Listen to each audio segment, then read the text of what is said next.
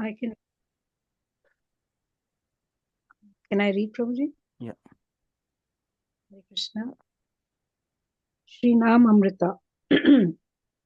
On Ekadashi day, one should increase one's chanting of Hare Krishna.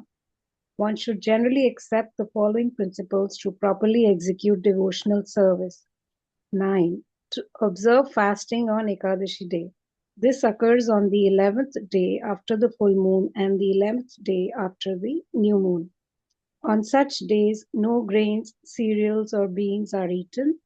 Simply vegetables and milk are moderately taken, and chanting Hare Krishna and reading scriptures are increased.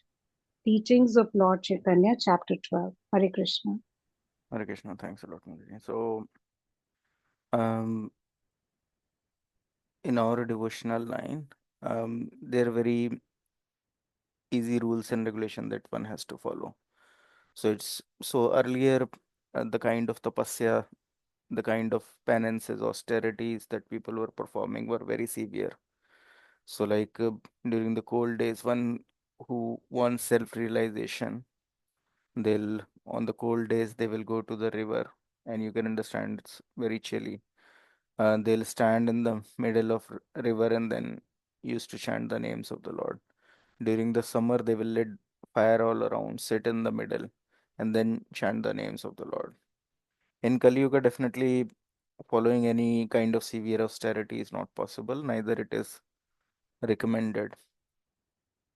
So, some austerities which are recommended, which are also beneficial for our health as well, very much pleasing to the Lord as well, has scientific background as well uh, against it, and definitely by following this austerity, if we have this consideration is mind in mind that this is for the pleasure of Lord, then definitely it will help us. So this Ekadashi occurs every 15 days on the 11th day of waxing and waning of moon. And this Ekadashi day is especially very much dear to the Lord, and everything is purified during the Ekadashi days. There are no sins anywhere in the Ekadashi days. One who passed on Ekadashi days will become relieved of all the sins. So, where do all these sins reside on Ekadashi?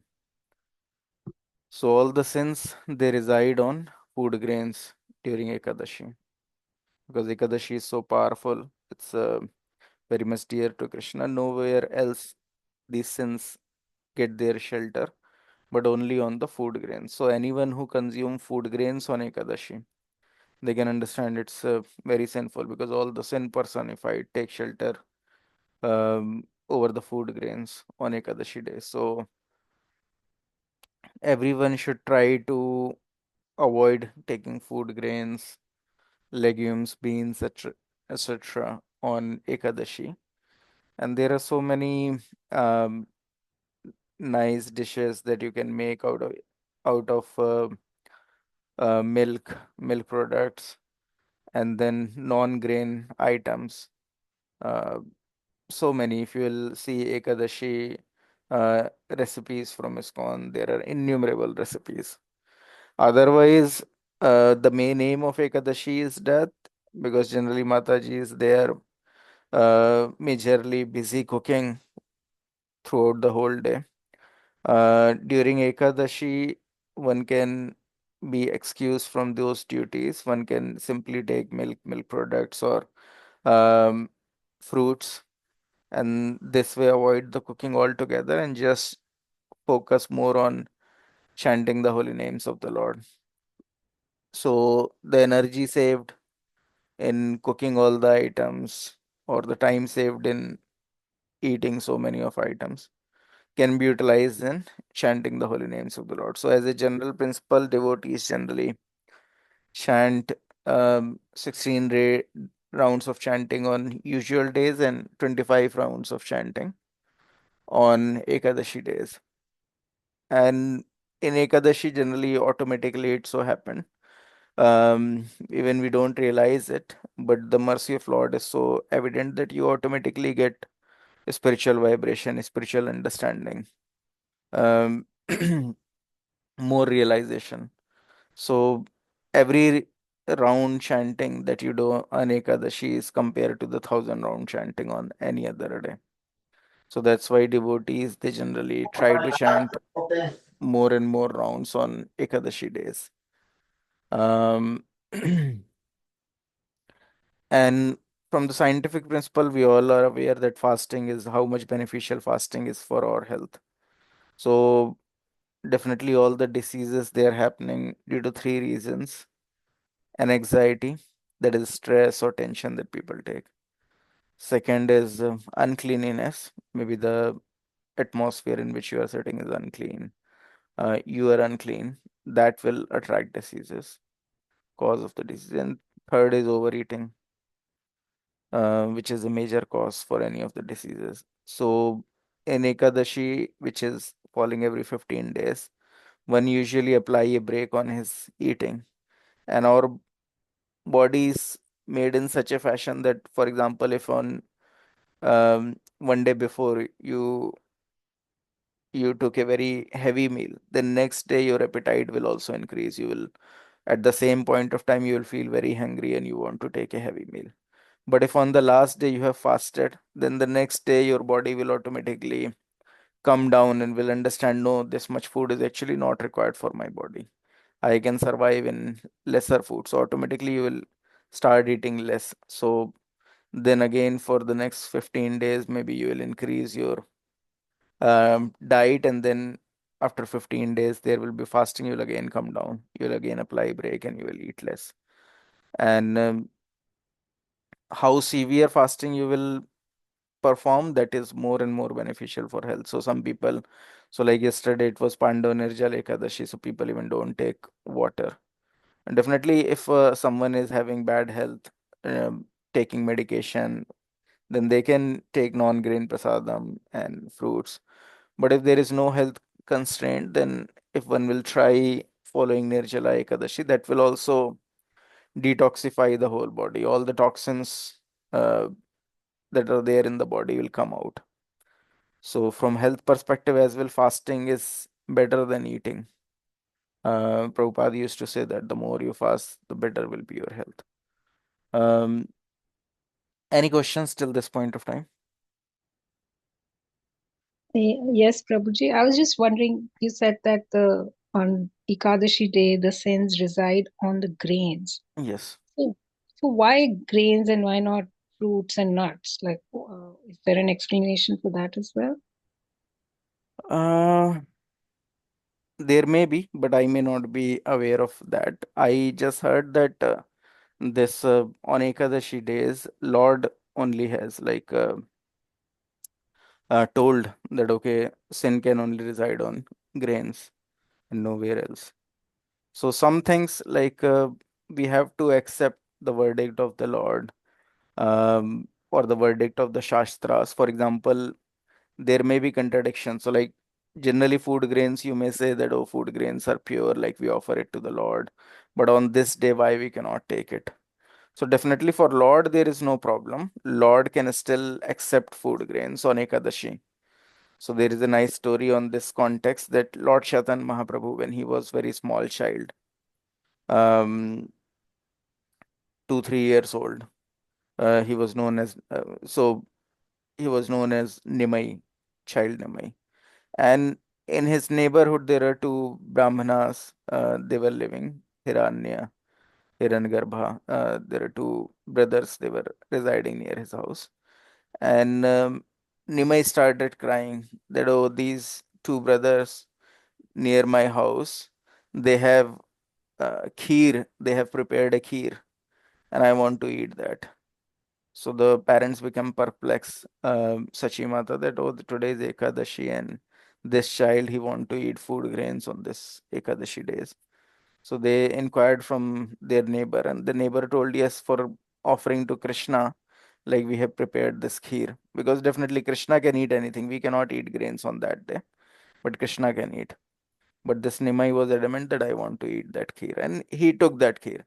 But because he is Krishna himself, so for others it was forbidden. But he was Krishna himself, he took that kheer, he accepted because it was made in love. But for others it's forbidden. So in scriptures, for example, it is written that bones of an animal is contaminated. If you accidentally touch it, then you have to take bath. Mm. And but there is a bone which is a conch shell, which is also a bone of an animal. It is written that that is pure, and we can see that conch shell is put in the altar room. People even bath the deities on the altar room, but it is written down in scripture that it is pure, and that's why there is no one can argue that why it is written in this, and for this particular bone there is exception.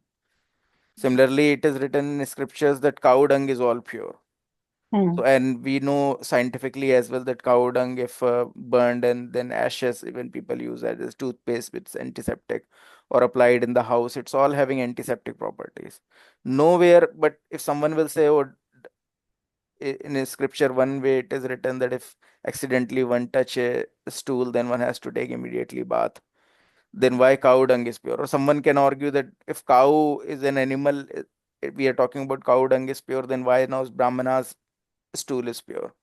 But nowhere it is written that Brahmana's stool is pure. It's written only cow dung is pure. And it is proven as well. Similarly, water of Ganges, it is written it's pure.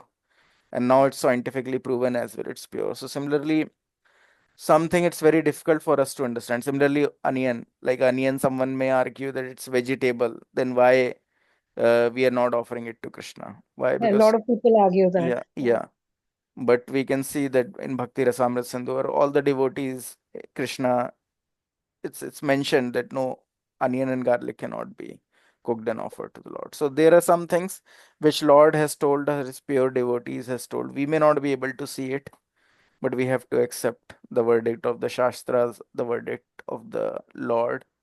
Um, Maybe if we are highly qualified, we can see it that yes, sins reside um on You food feel it grains. also, Prabhuji. When we do the fasting, we feel so light. I mean, it's not Yes, everything needs to be proven. Like with the yes, onions, you feel y- it when you yeah, stop consuming. It makes a difference to your nature. So, yes, yes. and there And is no proof as such. So, correct. And when you stop eating it, then you realize like others who are eating how bad they're stinking.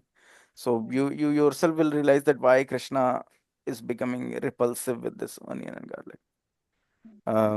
So that's the case. Prabhuji, I just have, since we're talking about the eating ones, the Hmm. foods, like, some lentils are like forbidden, kind of like, the masur dal. Yes. Like, I always want to know, like, but the reason is, right? Brahmanas, like, my grandfather didn't eat, and then Hare Yeah. Krishna people don't eat either, right? When I came to know, like, when I came here. Hmm. So actually, the food which is very high in protein content, that is compared to uh so like the main reason, like the non-vegetarian food, it's very high in protein.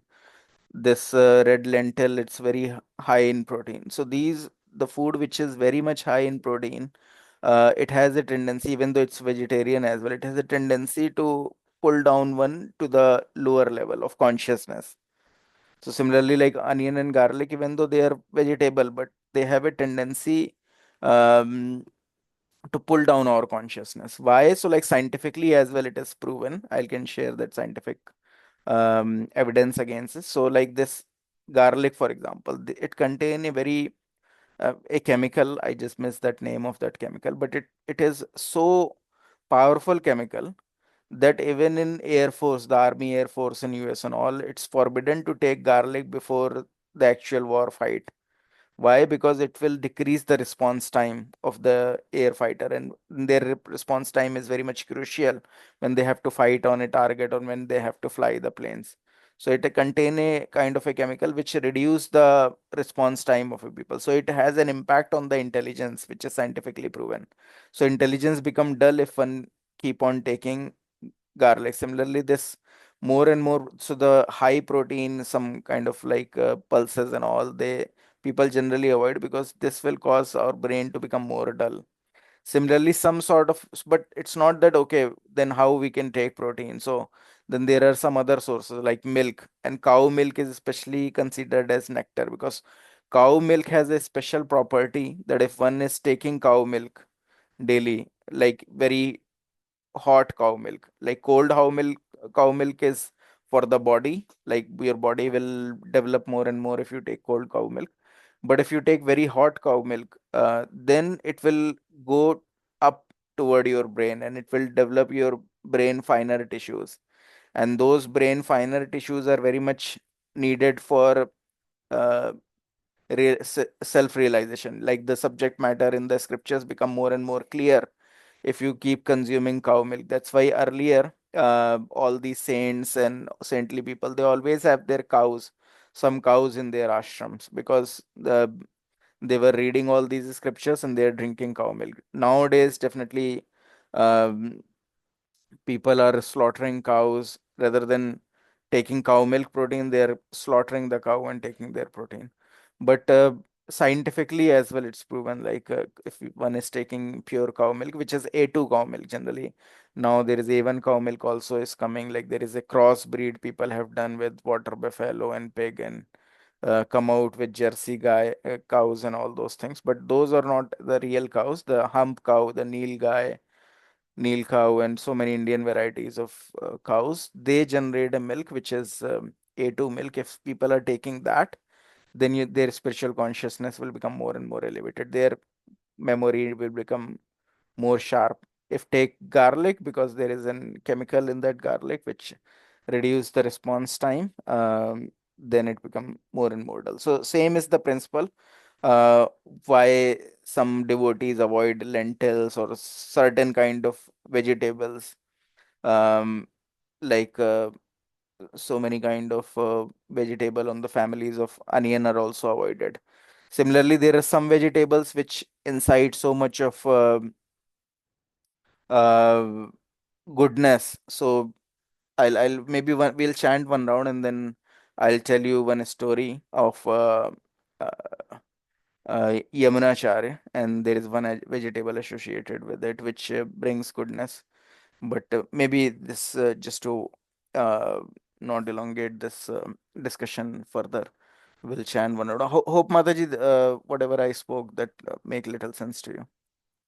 Anji, thank you so much. Just about like before we just said like whatever our parents told us, but it's Hmm. nice to know like what's behind it. Like now fasting, like Akadashi fasting, like people used to do it like when we were back home like many years ago. They said like it was for religious purpose, but now everybody's doing intermittent fasting and stuff like that. They're saying Sanatam Dharma did everything like around the science too, right? So Yes. there's so much benefits. Yes, Mataji. Yes, Thank it's you. all scientific. Krishna consciousness is completely scientific. Um, Lord is not asking us to do anything which cannot be proven by science, but definitely our science is still way behind, Advanced, right? Like way we way are, way yeah, behind. So, yeah, for example, in our scriptures, it's already written that there yeah, are like 64 dimensions, and people in different planets are living in different dimensions. With the yeah, current apparatus that we have in our dimension, we cannot see them, we cannot interact with them. But to human being, they're trying to send different missions to different planets, and then they are saying they can only see dust. But it's already written in scripture. In the same dimension, if you will go, you cannot see anything because they are in different dimension. But people are so fool, they don't know anything. yeah. So Thank you. yeah. Okay. So we'll now chant one round of Hare Krishna mantra and then we'll discuss more on this. I hope you all have your chant bag with you. Yes, Prabhuji. Okay. Jai Shri Krishna Chaitanya, Prabhu Nityananda, Shri Advaita Gadadhara, Shiva Gaur Bhaktavinda, Hare Krishna, Krishna Krishna, Hare Hare, Hare Rama, Rama Rama, Hare Hare, Hare Krishna, Krishna Krishna, Hare Hare, Hare Rama, Rama Rama, Hare Hare, Hare Krishna, Krishna Krishna, Hare Hare, Hare Rama, Rama Rama Hare Hare, Hare Krishna Krishna Krishna Hare Hare, Hare Rama, Rama Rama Hare Hare, Hare Krishna Krishna Krishna Hare Hare, Hare Rama, Rama Rama Hare Hare, Hare Krishna Krishna Krishna Hare Hare, Hare Rama, Rama Rama Hare Hare, Hare Krishna Krishna Hare Hare, Hare Rama, Rama Rama Hare Hare, Hare Krishna Krishna Hare Hare, Hare Rama, Rama Rama Hare Hare, Hare Krishna Krishna Hare Hare, Hare Rama, Rama Rama Hare Hare, Hare Krishna Krishna Hare Hare, Hare Rama, Rama Rama Hare Hare, Hare Krishna Krishna Hare Hare, Hare Rama, Rama Rama Hare Hare, Hare Krishna Krishna Hare Hare, Hare Rama, Rama Rama Hare Hare, Hare Krishna Krishna Hare Hare, Hare Rama, Rama Rama Hare Hare, Hare Krishna Krishna Hare Hare, Hare Rama, Rama Rama Hare Hare, Hare Krishna Krishna Hare Hare, Hare Rama, Rama Rama Hare Hare, Hare Krishna Krishna Hare Hare, Hare Rama, Rama Rama Hare Hare, Hare Krishna Krishna Hare Hare, Hare Rama, Rama Rama Hare Hare, Hare Krishna Krishna Hare Hare, Hare Rama, Rama Rama Hare Hare, Hare Krishna Krishna Hare Hare, Hare Rama, Rama Rama Hare Hare, Hare Krishna Krishna Hare Hare, Hare Rama, Rama Rama Hare Hare, Hare Krishna Krishna Hare Hare, Hare Rama, Rama Rama Hare Hare, Hare Krishna Krishna Hare Hare, Hare Rama, Rama Rama Hare Hare, Hare Krishna Krishna Hare Hare, Hare Rama, Rama Rama Hare Hare, Hare Krishna Krishna Hare Hare, Hare Rama, Rama Rama Hare Hare. Hare Krishna Krishna Hare Hare, Hare Rama, Rama Rama Hare Hare, Hare Krishna Krishna Hare Hare, Hare Rama, Rama Rama Hare Hare, Hare Krishna Krishna Hare Hare, Hare Rama, Rama Rama Hare Hare, Hare Krishna Krishna Hare Hare, Hare Rama, Rama Rama Hare Hare, Hare Krishna Krishna Hare Hare, Hare Rama, Rama Rama Hare Hare, Hare Krishna Krishna Hare Hare, Hare Rama, Rama Rama Hare Hare, Hare Krishna Krishna Hare Hare, Hare Rama, Rama Rama Hare Hare, Hare Krishna Krishna Hare Hare, Hare Rama, Rama Rama Hare Hare, Hare Krishna Krishna Hare Hare, Hare Rama, Rama Rama Hare Hare, Hare Krishna Krishna Hare Hare, Hare Rama, Rama Rama Hare Hare, Hare Krishna Krishna Hare Hare, Hare Rama, Rama Rama, Hare Hare. Hare Krishna, Krishna Krishna, Hare Hare. Hare Rama, Rama Rama, Hare Hare. Hare Krishna, Krishna Krishna, Hare Hare. Hare Rama, Rama Rama, Hare Hare. Hare Krishna, Krishna Krishna, Hare Hare. Hare Rama, Rama Rama, Hare Hare. Hare Krishna, Krishna Krishna, Hare Hare. Hare Rama, Rama Rama, Hare Hare. Hare Krishna, Krishna Krishna, Hare Hare. Hare Rama, Rama Rama, Hare Hare. Hare Krishna, Krishna Krishna, Hare Hare. Hare Rama, Rama Rama, Hare Hare. Hare Krishna, Krishna Krishna, Hare Hare. Hare Rama, Rama Rama, Hare Hare. Hare Krishna, Krishna Krishna, Hare Hare. Hare Rama, Rama Rama, Hare Hare. Hare Krishna, Krishna Krishna, Hare Hare. Hare Rama, Rama Rama, Hare Hare. Hare Krishna, Krishna Krishna, Hare Hare. Hare Rama, Rama Rama, Hare Hare. Hare Krishna, Krishna Krishna, Hare Hare.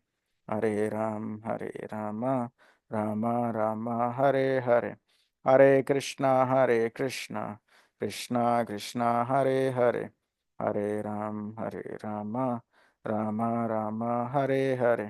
Hare Krishna, Krishna Krishna, Hare Hare. Hare Rama, Rama Rama, Hare Hare. Hare Krishna, Krishna Krishna, Hare Hare. Hare Rama, Rama Rama, Hare Hare. Hare Krishna, Krishna Krishna, Hare Hare. Hare Rama, Rama Rama, Hare Hare. Hare Krishna, Krishna Krishna, Hare Hare. Hare Rama, Rama Rama, Hare Hare. Hare Krishna, Krishna Krishna, Hare Hare. Hare Rama, Rama Rama, Hare Hare. Hare Krishna, Krishna Krishna, Hare Hare. Hare Rama, Rama Rama, Hare Hare. Hare Krishna, Krishna Krishna, Hare Hare. Hare Rama, Rama Rama, Hare Hare. Hare Krishna, Krishna Krishna, Hare Hare. Hare Rama, Rama Rama, Hare Hare. Hare Krishna, Krishna Krishna, Hare Hare. Hare Rama, Rama Rama, Hare Hare. Hare Krishna, Krishna Krishna, Hare Hare. Hare Rama, Rama Rama, Hare Hare. Hare Krishna, Krishna Krishna, Hare Hare. Hare Rama, Rama Rama, Hare Hare. Hare Krishna, Krishna Krishna, Hare Hare. Hare Rama, Rama Rama, Hare Hare. Hare Krishna, Krishna Krishna, Hare Hare. Hare Rama, Rama Rama, Hare Hare. Hare Krishna, Krishna Krishna, Hare Hare. Hare Rama, Rama Rama, Hare Hare. Hare Krishna, Krishna Krishna, Hare Hare. Hare Rama, Rama Rama, Hare Hare. Hare Krishna, Krishna Krishna, Hare Hare. Hare Rama, Rama Rama, Hare Hare. Hare Krishna, Krishna Krishna, Hare Hare. Hare Rama, Rama Rama, Hare Hare.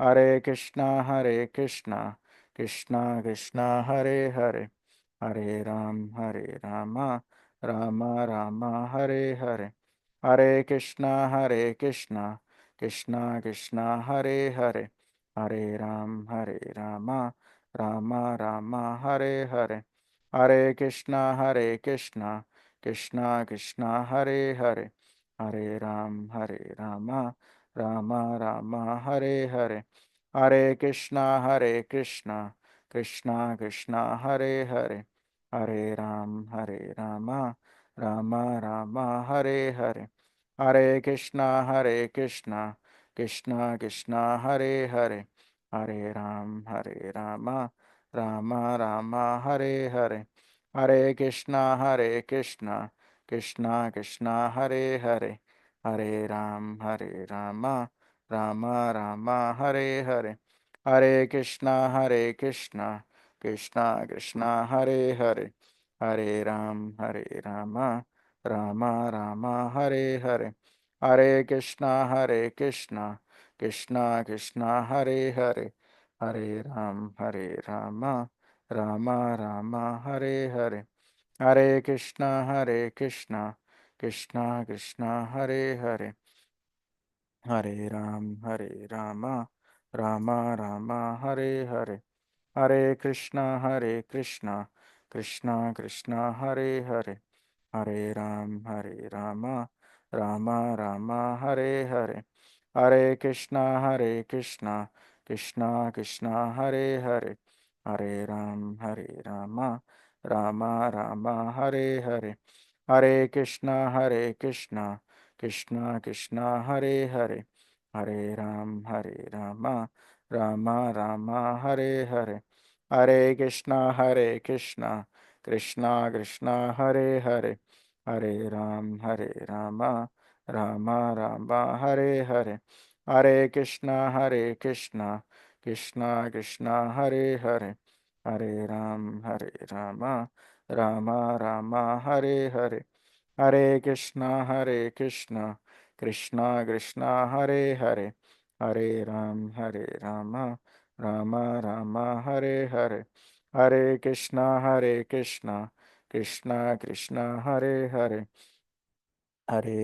Hare Rama, Rama Rama, Hare Hare, Hare Krishna, Krishna Krishna, Hare Hare, Hare Rama, Rama Rama, Hare Hare, Hare Krishna, Krishna Krishna, Hare Hare, Hare Rama, Rama Rama, Hare Hare, Hare Krishna, Krishna Krishna, Hare Hare, Hare Rama, Rama Rama, Hare Hare, Hare Krishna, Krishna Krishna, Hare Hare, Hare Rama, Rama Rama, Hare Hare, Hare Krishna, Krishna Krishna, Hare Hare, Hare Rama, Rama Rama, Hare Hare, Hare Krishna, Krishna Krishna, Hare Hare, Hare Rama, Rama Rama, Hare Hare, Hare Krishna, Krishna Krishna, Hare Hare, Hare Rama, Rama Rama, Hare Hare, Hare Krishna, Krishna Krishna, Hare Hare, Hare Rama, Rama Rama, Hare Hare, Hare Krishna, Krishna Krishna, Hare Hare, Hare Rama, Rama Rama, Hare Hare, Hare Krishna, Krishna Krishna, Hare Hare, Hare Rama, Rama Rama, Hare Hare, Hare Krishna, Krishna Krishna, Hare Hare, Hare Rama, Rama Rama, Hare Hare, Hare Krishna, Krishna Krishna, Hare Hare, Hare Rama, Rama Rama, Hare Hare, Hare Krishna, Krishna Krishna, Hare Hare, Hare Rama, Rama Rama Hare Hare, Hare Krishna Krishna Krishna Hare Hare, Hare Rama Rama Rama Hare Hare, Hare Krishna Krishna Krishna Hare Hare, Hare Rama Rama Rama Hare Hare, Hare Krishna Krishna Krishna Hare Hare, Hare Rama Rama Hare Hare, Hare Krishna Krishna Hare Hare, Hare Rama Rama Hare Hare, Hare Krishna Krishna Hare Hare, Hare Rama Rama Hare Hare, Hare Krishna Krishna Hare Hare, Hare Rama Rama Hare Hare, Hare Krishna Krishna Hare Hare, Hare Rama Rama Hare Hare, Hare Krishna Krishna Hare Hare, Hare Rama Rama Hare Hare, Hare Krishna Krishna Hare Hare, Hare Rama Rama Hare Hare, Hare Krishna Krishna Hare Hare, Hare Rama Rama Hare Hare, Hare Krishna Krishna Hare Hare, Hare Rama Rama Hare Hare, Hare Krishna Krishna Hare Hare, Hare Rama Rama Hare Hare, Hare Krishna Krishna Hare Hare, Hare Rama Rama Hare Hare, Hare Krishna Krishna Hare Hare, Hare Rama Rama Hare Hare. Jai Shri Krishna Chaitanya Prabhu Nityanand Shri Advaita Gadadhara शिवासादि Gaur भक्तवृंद. Thanks everyone. So yes, Mataji. So I was talking about um, one story in which, like, it is evident that how the food stuff that we are eating affect our consciousness.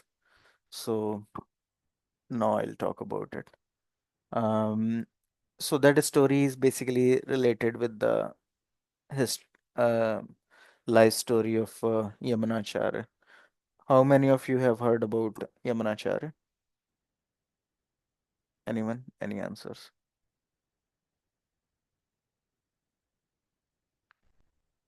Any one of you can unmute yourself and answer.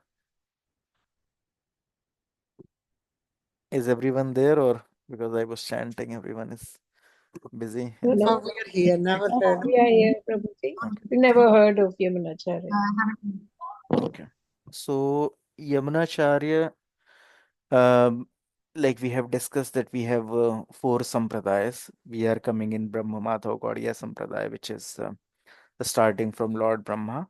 Similarly, we have other sampradayas starting from Lord Shiva, from four Kumaras, and then from Lakshmi ji, that is Sri Sampradaya. So Yamunacharya or Ramanujacharya, they are all uh, different stalwart devotees coming from Sri Sampradaya. So this story is from the life story of Yamunacharya. So Yamunacharya, he was born around AD 918 in Madurai, South India. And his grandfather was a great devotee of the Lord. And it so happened at a very early age, the father of Yamunacharya, he died. Um, and because of the death of his son, so this Nath Muni, who was grandfather of Yamunacharya, he became very much disturbed and he could understand the um, situation of this material world, how everyone has to live within some time, and he could understand he's anyways old. So he left the worldly world and he became a renunciate, a devotee of the Lord, um, and was completely absorbed into uh, devotional services to the Supreme Personality of Godhead. And then he had many disciples as well. Ram Mishra was also one of them. And people were thinking that after once this Nath Muni he will die, then who is going to be the next spiritual teacher? So this Nath Muni, he was aware that my grandson, who was named as Yamuna because of there is a river Yamuna. Before the birth of the child, they have visited, the parents have visited Vrindavan, and considering it as a gift from Mother Yamuna, which flows in Vrindavan. They named the child Yamuna. So this grandfather, he has seen this child when he was born, and he could see just looking at it. So a spiritual person, they can see the signs, the symbols that one carries at the time of birth. So he could see that this child is very great scholar.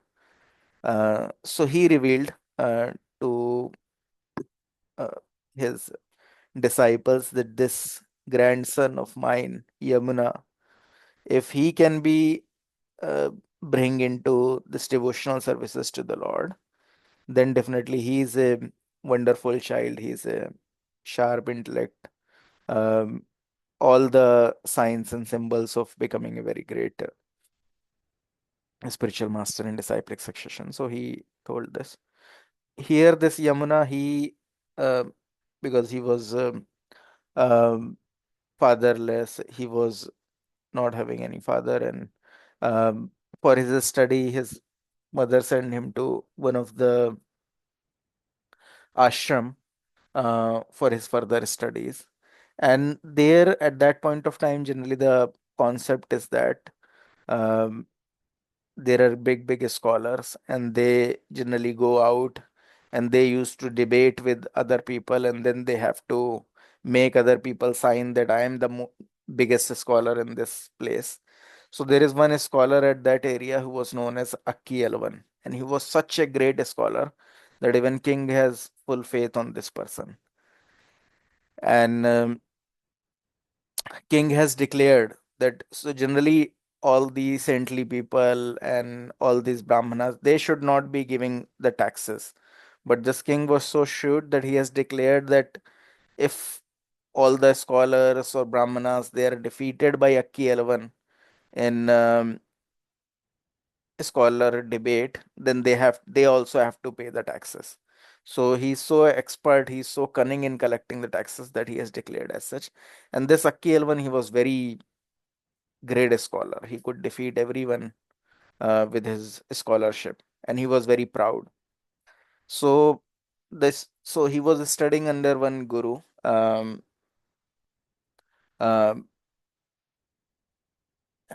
this Yamuna, and because his guru also has to pay the taxes, and his guru was very poor, so he was always trying to avoid the taxes because he was unable to pay the taxes. So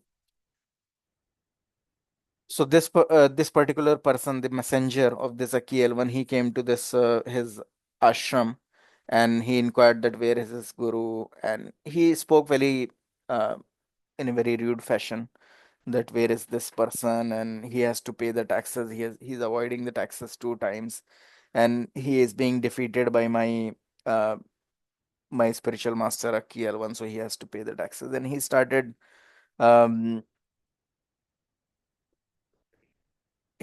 speaking in such a tone that this Yamuna, even though he was a very gentle child, he could not bear it. he became really disturbed by hearing such an insulting word from this particular messenger who is also a disciple of this Akiel one, that he he told this person that your spiritual master must be a fool, because he has disciples like you who don't have any humility, who don't know that how to talk about a spiritual master. So definitely he's so proud, he's such a fool, that what to speak about my spiritual master, even the lowest disciple of him can be able to defeat him. So go and tell your teacher Akki Elvan that if he's really a great scholar, then he should accept my challenge. So, and this boy is just 12-year-old, and he challenged it. Um, he challenged Akki Elvan. And then this news is spread everywhere like wildfire that, oh, this boy, 12-year-old boy, has challenged Akki Elvan. And the king, he thought that, oh, just a 12-year-old boy, he has challenged Akki Elvan. This Akki Elvan will destroy him just like a lion devour a small animal. But the queen, she was intelligent. She told that no, such a boy, he could not accept the insulting word to his spiritual master, and uh, he has thrown a challenge to this Akki Elvan. Then he must not be an ordinary child. So then both king and queen, they start having verbal argument. King was supporting Akki Elvan, and queen was saying, no, this child, he must defeat this Akki Elvan. And then those king and queen, they also made a bet. So king told that if in case this child will won, then I will give half of my kingdom to this child. And the queen told that if this boy is defeated, then I will, rather than becoming your queen, I will become your maid servant. Whatever you will say, I'll just follow your command. So this way they also challenge each other. And then this small 12-year-old child, he was brought into the palace in a palanquin. And then this debate started. So this child, when he came, then the queen told Alavandar. Alavandar means the victorious one. So Alavandar also became his one of his name. So this Akki Elvan, he was very proud, and he started giving him all kind of grammatical word jugglery, so many kinds of different riddles and everything. And this child, he was easily refuting each and every of these statements. The hardest and hardest riddles that he has thrown in front of this child, because he was such a scholar. He smashed each and every statements. He clarified each and everything. He answered all the questions. And then just to make him further embarrassed, he told that, oh, I think that you considering me a small child is throwing such a simple questions toward me because you are considering me a child. Even though he was aware that whatever his mental intellect can go, he's posing all sort of question, but just to make him further embarrassed, he told that, oh, I think you consider me a child of 12-year-old is asking me all those questions, all these silly questions. So this made even Akil one more furious. And then he told that now I am giving you the chance. Okay. You question me. Um, you please question me and I'll try to answer. And this Alavandar, he told that, okay, I'll just ask you three questions. If you can refute them, then I will accept my defeat and I'll uh, go from this palace empty handed. But if you cannot defeat it, then you have to accept the defeat. And then Akil, when he was very proud, he told that, okay, tell me. And first statement he told and asked him to refute is that prove that your mother is barren. And then, and Akielvan has to refute this statement. Akielvan became very much distressed that how I can prove that my mother is barren because I am the children of my mother. So proving my mother as barren means that I was never born. How I can prove it? So he kept silent. He told that no, I cannot answer it. You tell me another question. So he told that our king is uh, very pious. He is not sinful. You refute this statement. And he became very distressed. Oh, if I'll say that king is sinful, then king is standing near me. He'll definitely become very angry. He'll pull up his sword and he will kill me. So I cannot refute this statement. Then he told, no, I cannot refute. Tell me the third and last riddle. And then he told that prove that the queen who is standing here. So I'm saying that the queen here who is standing along with king is a very chaste lady. She is just like Savitri. She only has one husband.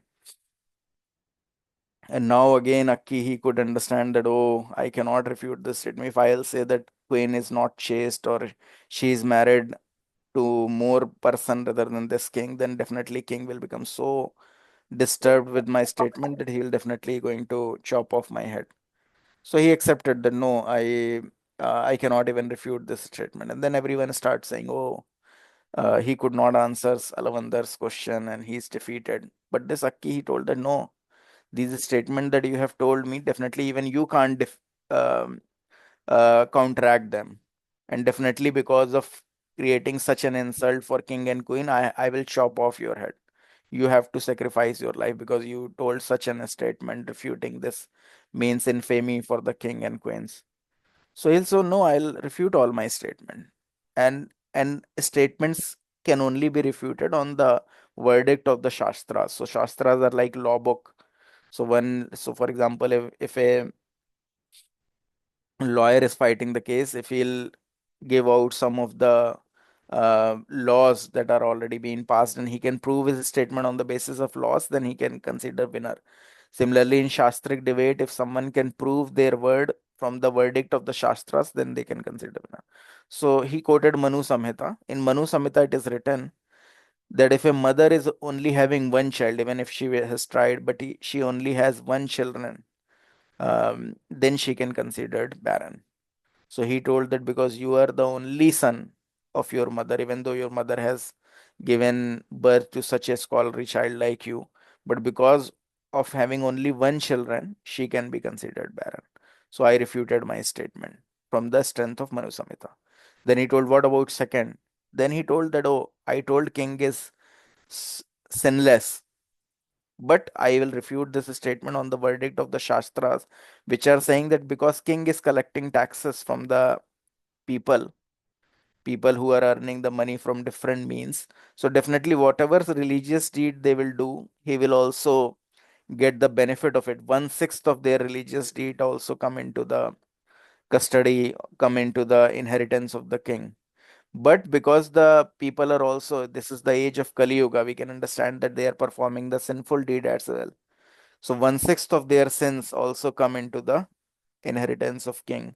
So if and there are so many people, many of person under his rulership from them who is he's collecting taxes. So he is sinful because of collecting getting the shares of those people, even though he himself is sinless, but because of collecting the taxes and the sins which are being performed by other people, he is getting the share of sin, and that's why he is sinful. And king also started smiling. He could understand that yeah, whatever he is speaking is correct. Then Akki became very really angry and told them, no, but what about your third? You told that our queen is uh, just like Savitri, she is so chaste. So how you can refute this statement? She told that, O king, as per the verdict of the scripture, king is considered representative of all the demigods, sun god, moon god, so many, Vayu god, Indra god, and all those. So even though queen is married to the king, but she's also married to the 8 principal demigods as well, because king is the representative of those demigods. So that's why she is not only married to king, but also married to those demigods. And then queen also started smiling. She could understand that yeah, he has refuted all the statement, and everyone started loudly chanting the names Alavandar, Alavandar, and he became the winner.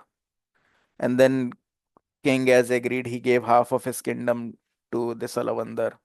And then he told that if you want, because this Akki one, he wanted to chop off your head. If you want, you can also chop off his head. But he told, no, that's fine. I just want to defeat him because of the insult that he is bringing to my spiritual master and all the other scholars.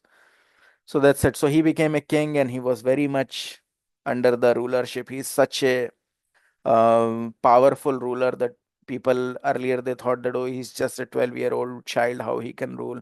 So they try attacking his kingdom, but he with powerful force. He defeated all of them with all his army people, with all his politics.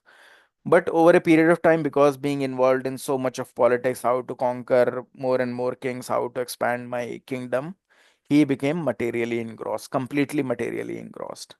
He was just so like a rich person. Kings at that time, they were just enjoying the dance of dance girls, and then uh, taking all kind of uh, lavish food stuff and all those things. So he became completely materially contaminated.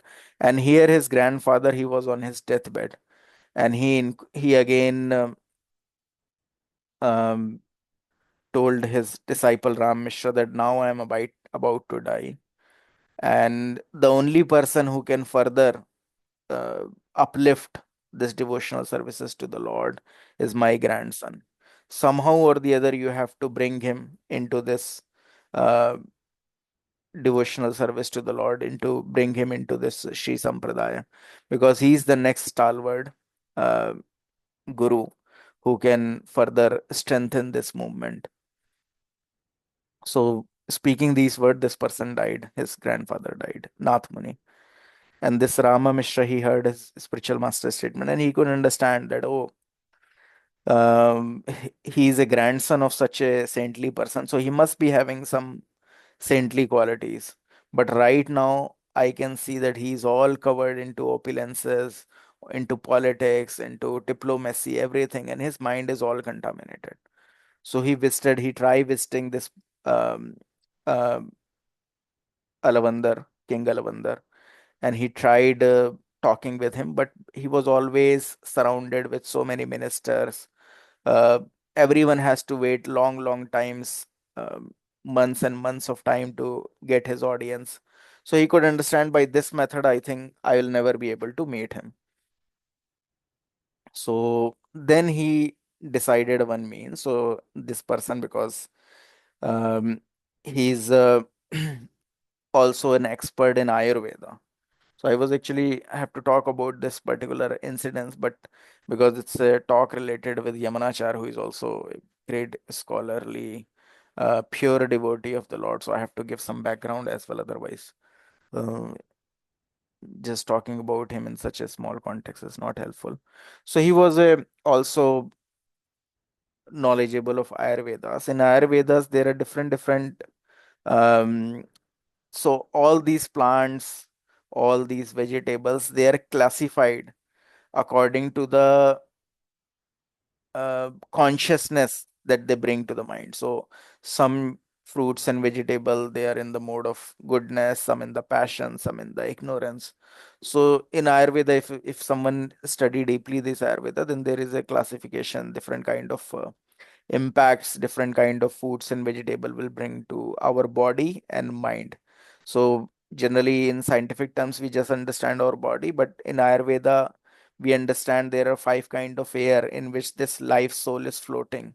And if these five kind of airs get disturbed, then we'll have different kind of diseases.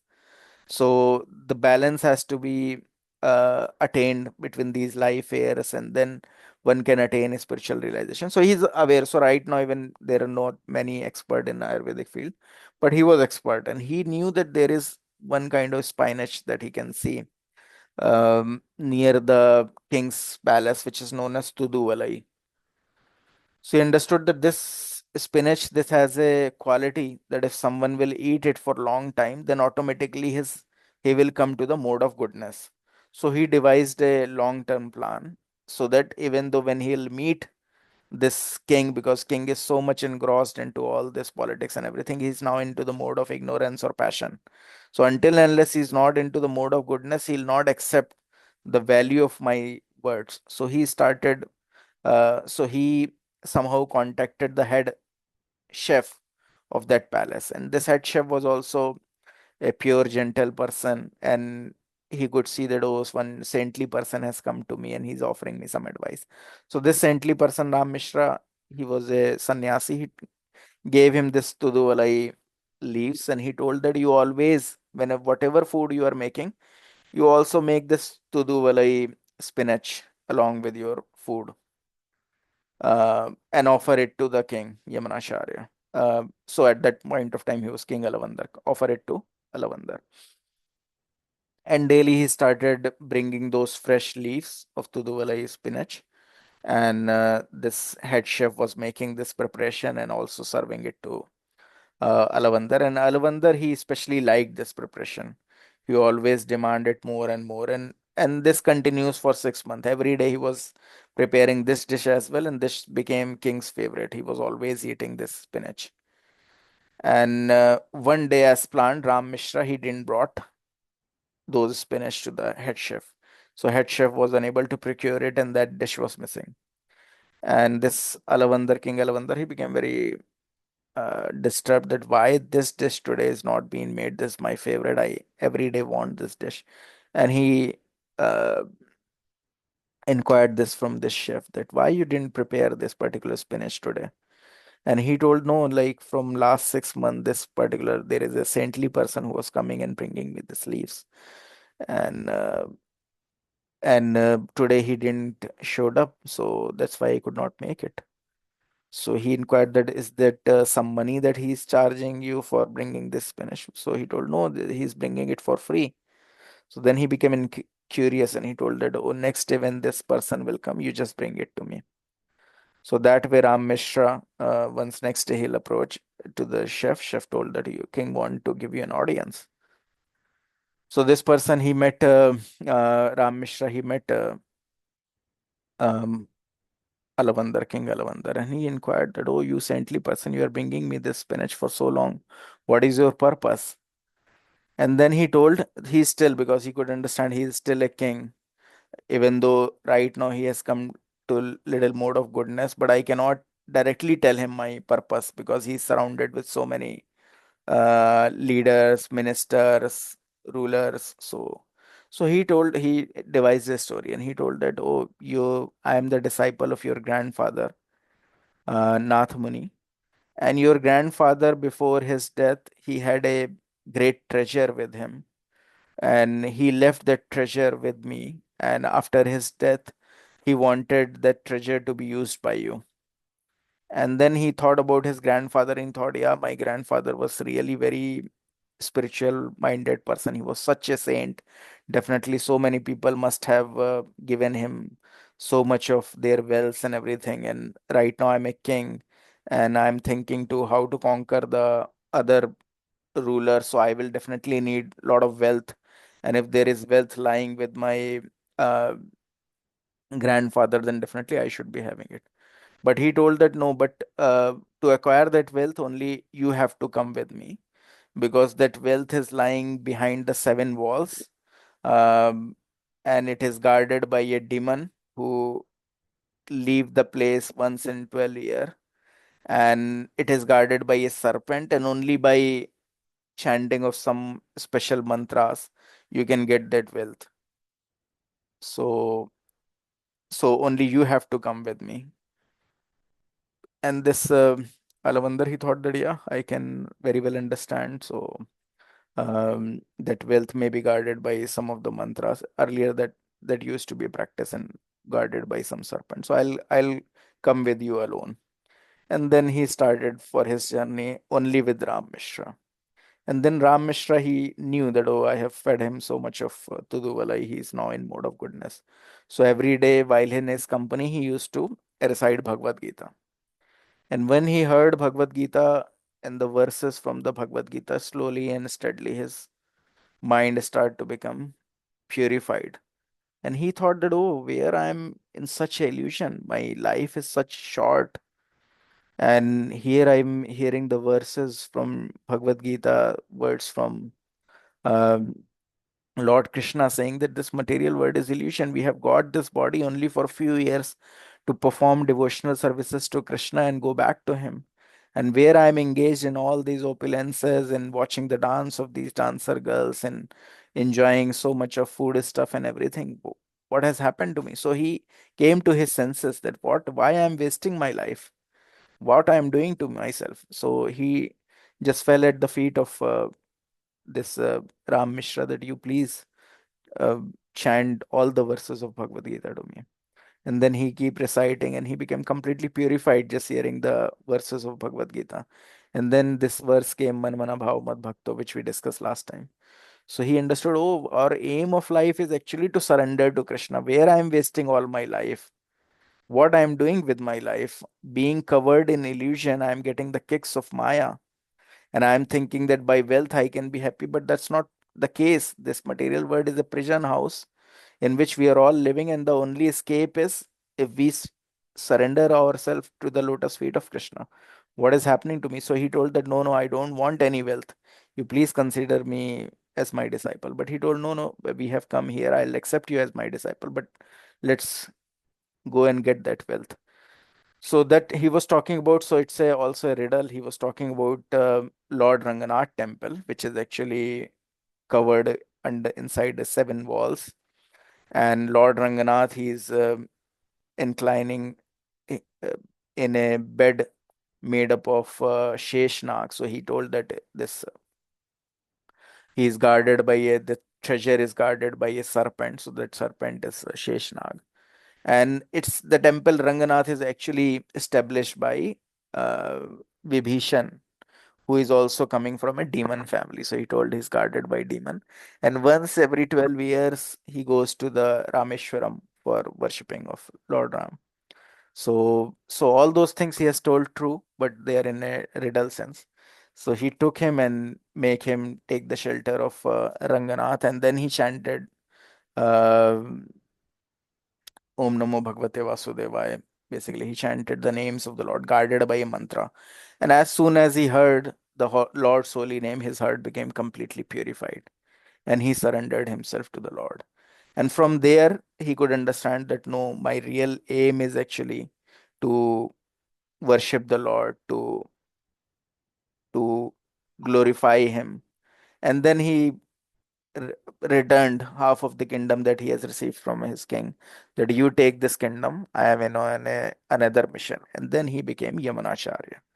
And this Yamunacharya, he became uh, one of the so he's the spiritual master, even though he didn't met um, Ramanujacharya, but he there is a long story like he kept three promises for um, Ramanujacharya. So, and when Ramanujacharya came, by that time Yamunacharya has left his body, but he kept his three fingers intact. And when Ramanujacharya understood his heart desires, and when he proclaimed that, okay, I'll also take up this devotional services to the Lord, and the three things which he wanted, and all his three fingers become freed. So this way, like Yamunacharya's grand you can say Ramanujacharya is grand disciple of Yamunacharya. So Yamunacharya then, so this is the story. Actually, I have to tell you the long story so that you can understand that how this devotional services are coming down through disciplic succession, different disciplic succession. So Sri Sampradaya, Yamunacharya came into Sri Sampradaya, and how by feeding this particular Tuduvalai, he was again brought into his senses. So I was talking about that how different food stuff they have different kind of consciousness, and that's why saintly person they are very much aware. So in Hari Bhakti Vilas, if you see, there are different kind of food stuffs. Uh, because of being in different modes, they are not generally offered to the Lord or being accepted by devotees. But Srila Prabhupada made it very easy. He he told us to basically abstain from onion and garlic, basically, not from so many other vegetables, which also some of the sampradayas are abstaining from. But Prabhupada, he mainly focused that if people are doing pure devotional services to the Lord, they have uh, preaching in their mind that they want to uplift the other people also from this lower consciousness, then they definitely get special mercy of the Lord. So today's chapter is also on the same aspect that regarding the devotional services to Krishna and how different kind of people um, can perform it, and we'll delve more into it. I'll quickly share my screen. Just give me 1 minute. I hope the it's not too long. You may get some realization out of that story.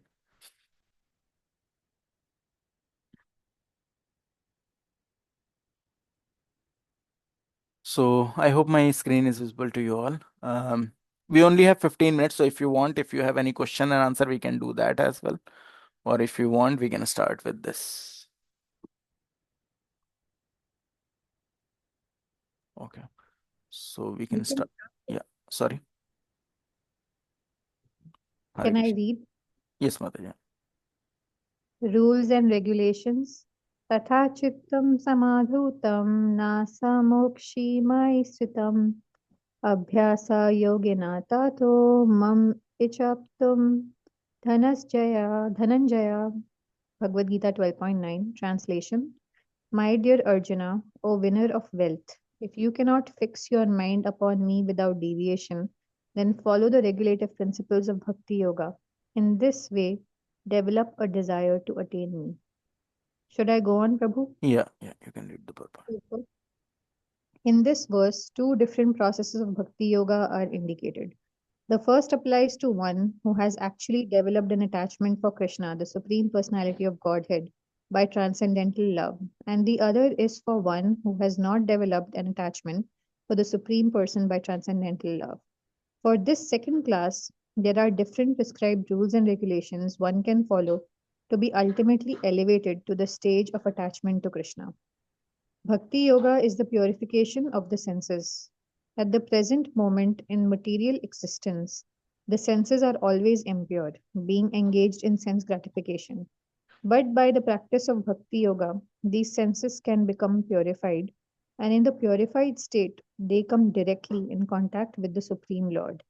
In this material existence, I may be engaged in some service to some master, but I don't really lovingly serve my master. I simply serve to get some money. And the master also is not in love. He takes service from me and pays me. So there is no question of love.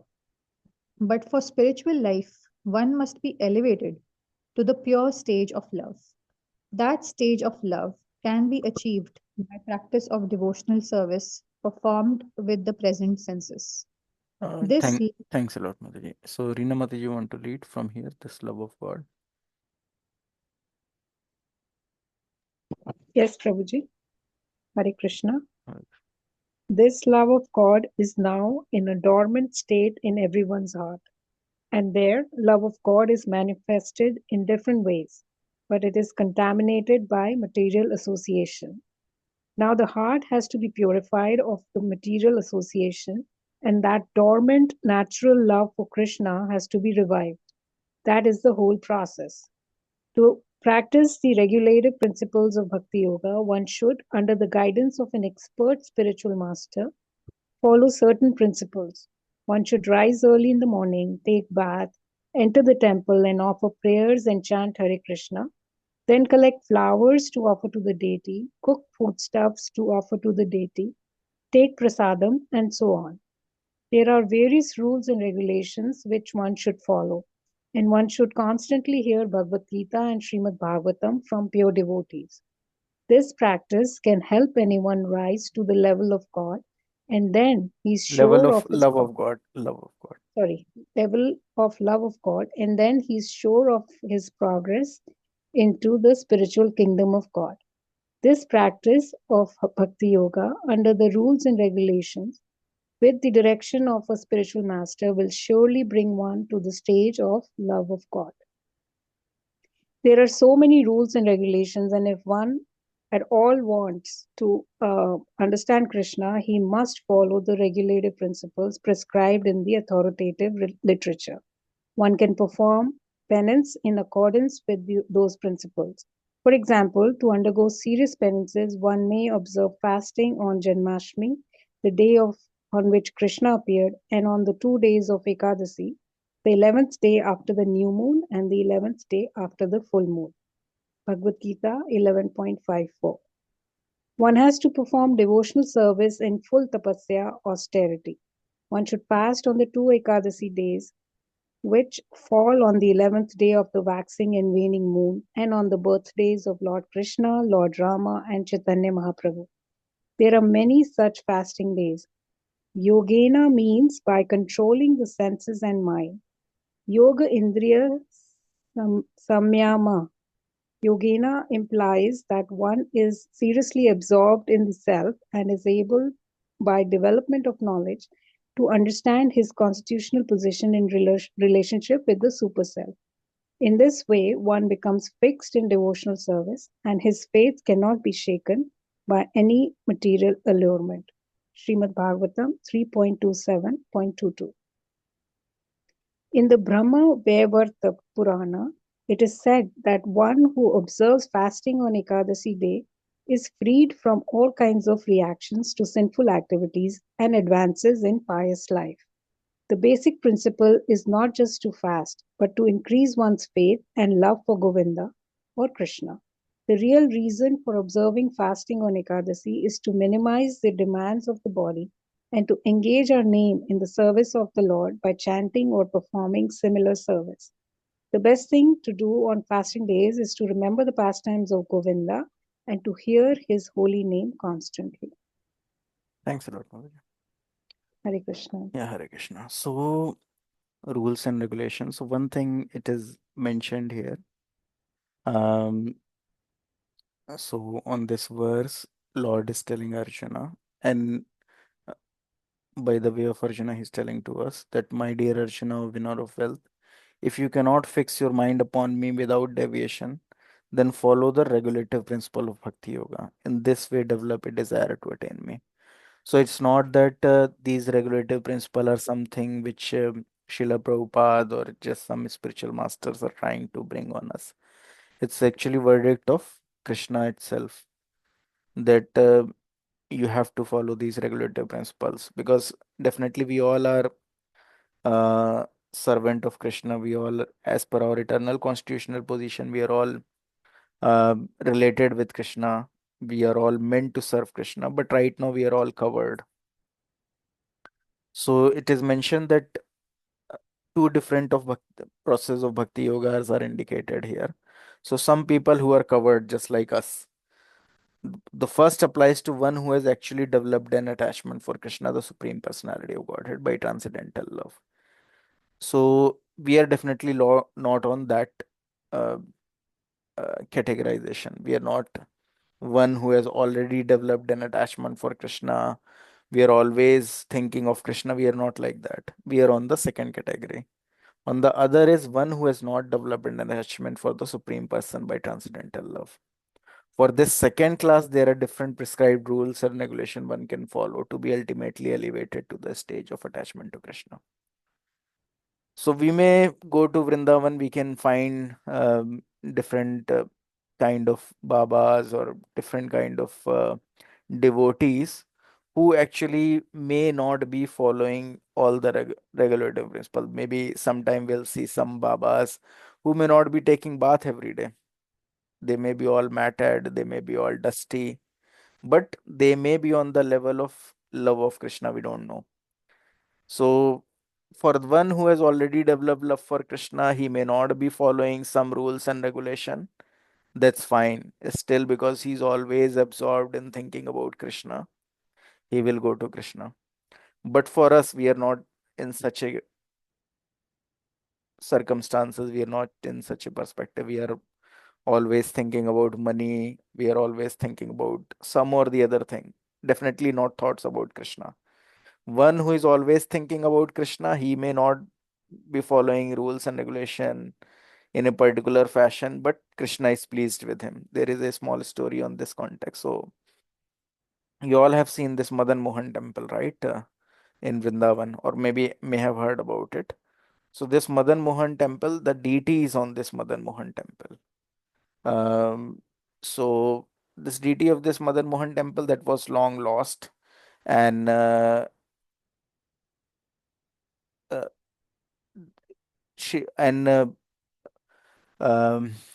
Shadan Mahaprabhu, he especially sent his disciple to identify all the deities and to establish these all temples for the Lord. So these deities, some of the deities are personally created by Vrajnabha. So the grandson of Lord Krishna, some are being served by stalwart devotees earlier, and those all were lost. And then these six Goswami, at the time when they are sent, all these deities, all these temples, all these pastime places of the Lord are practically lost. In Vrindavan, no one was aware where these different pastime places are. Even the Radha Kund, Shyam Kund, they were all lost. No one was aware their whereabout. So Lord Chaitanya Mahaprabhu, again, to help all the people of Kali Yuga like us, he especially sent these six Goswamis who are having a spiritual vision. So he sent them to identify all those lost places, all these different deities. Um, so so this Madan Mohan deity, I'm just talking about this story of this Madan Mohan deity. So this Madan Mohan deity was there with a person. His name was like Purushottam Chaube, Damodar Purushottam Chaube, and he's a Brahman. He is a very simple, gentle Brahman. He was not aware of any rules and regulation, anything. So, so this Sanatan Goswami, he once saw that this Madan Mohan, so he's Krishna himself. He was playing with all the different friends. He was eating with different friends. So deities, actually, if someone is having a spiritual vision, they can see that deities are non-different than Krishna. And this deity, Madan Mohan, he take the form of child Krishna. He'll go and play with the kids, and then he will again come back in his deity room. And this Damodar Purushottam Chaubey, he was a very simple man, but he was having love for Krishna. He don't know how to actually take care of the deities. Um, so we in ISKCON, we see that this there is a Pancharatrika Vidhi by which deities has to be worshipped and have to be fed. But this Purushottam Chaubey, he was very simple in heart, and he think that this child, this Madan Mohan, he's not eating anything, and he was very much fed up. So he bring the bhogas to the deity, and he also bring one of his big cane, lat, we all know, na? And he used to beat his cane in the ground that you eat, you finish your food, you are not eating anything, you are becoming thin, you why don't you eat? And he was always beating the cane. He was always showing the cane to the deity that you eat it, otherwise I'll beat you. So he didn't know anything. So he was just thinking that if I'll threaten this child, then he will eat. He's very naughty, he's playing all the day, he's not eating anything. And Sanatan Goswami, he saw this and he thought, oh, he's such an offense. He's showing cane to this deities, such an offense. And he visited this Purushottam Damodar Chaubey, and he told that there is this and this method that by which you have to worship the deities, and you are showing him the cane. You are disrespecting the deities. So this Damodar Purushottam Chaubey, he was a very simple guy, and he became very morose. He thought that, oh, I'm doing such an offense to the Lord. And he thought that I should give my deities to this Sanatan Goswami only because I don't know, I'm not fit to actually worship the deity. I don't have any qualification to worship the deities. And then Krishna appeared in the vision of Sanatan Goswami, and he told that I very much love the way this Purushottam Chaubey is treating me. He's just treating me like his own son. So the way like he's treating his son, he's threatening them to eat. The same way he's threatening me, and I'm very much in love with the way that he's feeding me. And you have disturbed his this kind of worship. Now he's very much embarrassed. He's very much morose. He's no more able to show me the cane which I love so much. Now, rather than him, you have to worship me now. So this Purushottam Chaubey, as soon as he wake up from his dream, Purushottam Chaubey was standing in front of his door, and he told that, oh, I'm very sorry, I was threatening the deities, and you please take care of it. And then Sanatan Goswami also begged his forgiveness, that no, Lord revealed to me that he very much liked the way you are treating him. And but that's all right, I'll now serve the Lord. So the point is that he was on the first stage. So he was on that stage where he was always thinking of Krishna, and he was thinking of Krishna just like his son, that how my son will eat nicely, he will become very healthy, and I have to, if needed, I'll show him my anger, I'll threaten him. So he is on that stage. So even if he is not following rules and regulation of Panchratrika Vidhi and things like that, but he was being loved by Lord. But we are not on that stage. If we'll follow the same thing, we'll bring a cane and will show to the deities, then our ticket to hell is confirmed, because we don't have that kind of love. We cannot imitate someone or the love that someone is having. So if we cannot imitate someone, then we have to understand our situation, we have to follow. So that's why these rules and regulation we have to follow. So first develop this love of Krishna. um, and that's why these rules and regulations are there: no meat eating, no gambling, no illicit sex, no intoxication, and then waking up early in the morning, going to the altar of the Lord, paying our obeisances, uh, offering arati to the Lord, offering prayers. So for two different kind of people, there are different kind of ways, and 99.99% of the people are like us. Those don't have actually love of Krishna with them. For the 0.001% who already have love for Krishna, they are anyways always thinking of Krishna. So for them, if they are not able to follow all the rules and regulation, like in this story, the case, then also they are going back to Krishna, because they are always thinking of Krishna throughout their life. But we are not on that stage. So to come to that stage, this is a scientific process. How we avoid all the sins by following the four regulative principles. When we are more free of the sins, then following a way of life which is more in the mode of goodness, waking up early in the morning, chanting the names of the Lord. By chanting of the names of the Lord, all our contamination that is there in our heart, all the illusion in which we are in right now, thinking ourselves as this body, we have to work very hard, otherwise we cannot survive in this material world, so much of problems are there.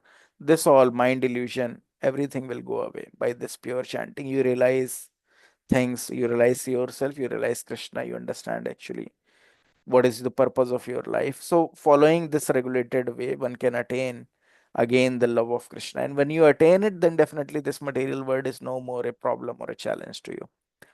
So I think we have already crossed our time. We'll talk more on this on the next session. If any questions are there with anyone, they can raise it right now. Otherwise, tomorrow is Sunday. You all are encouraged to go to the nearest ISKCON temple, take the devotee association, take the blessings of the Lord, and then we'll meet next Saturday and we'll discuss more on this session. Thanks everyone for your time. Thank you, Thank you. Prabhuji. Hare Krishna. Thank you so much, Prabhu. Hare Thanks. Hare Krishna. Krishna.